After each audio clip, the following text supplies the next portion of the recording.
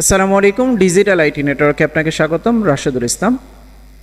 আমাদের আজকে বিষয়টা হচ্ছে, গত ভিডিওতে দেখিয়েছিলাম যে হাইপার-ভি কীভাবে ইনস্টল করে এবং সেখানে ভার্চুয়াল মেশিন কীভাবে ক্রিয়েট করে এবং অপারেটিং সিস্টেম কীভাবে লোড করে সেটাও দেখিয়েছিলাম।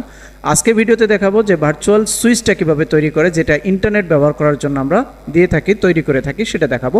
সম্পূর্ণ ভিডিওটা দেখবেন, আশা করি চ্যানেলটাও সাবস্ক্রাইব করে রাখবেন।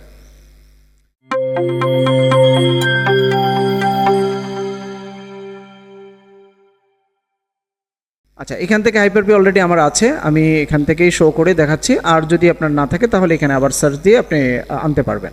তো এখানে আমি সরাসরি চলে আসলাম। এখন আমি ভার্চুয়াল সুইচ ম্যানেজারে ক্লিক করলাম।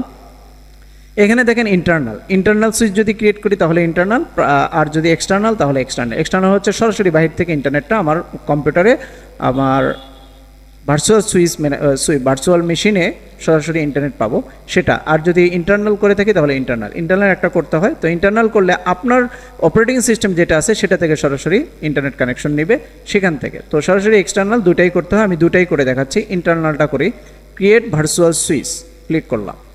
তারপরে এখানে নিউ ভার্চুয়াল সুইচে দেখলাম এখানে লেখা আছে এটা, আমি যদি দেই ইন্টারনাল দিলাম, দেন আমি অ্যাপ্লাই ওকে দিতে পারি। এখানে ইন্টারনাল নেটওয়ার্ক, এক্সটার্নাল নেটওয়ার্ক এগুলো দরকার নাই, যা আছে তাই থাকবে, কোনো চেঞ্জ করবেন না। ভিলেন আইডি ভিলেন যদি দেওয়া থাকে তাহলে দিবেন, নাহলে এখানে আপাতত এইভাবে থাকবে।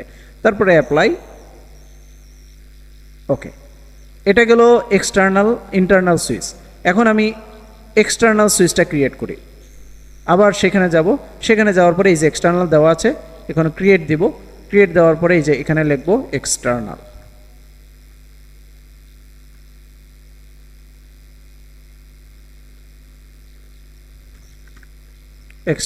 অ্যাপ্লাই,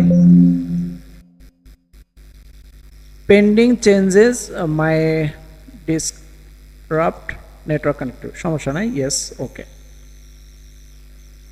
আচ্ছা, ওকে দিয়ে দিলাম, কানেক্ট হয়ে গেল।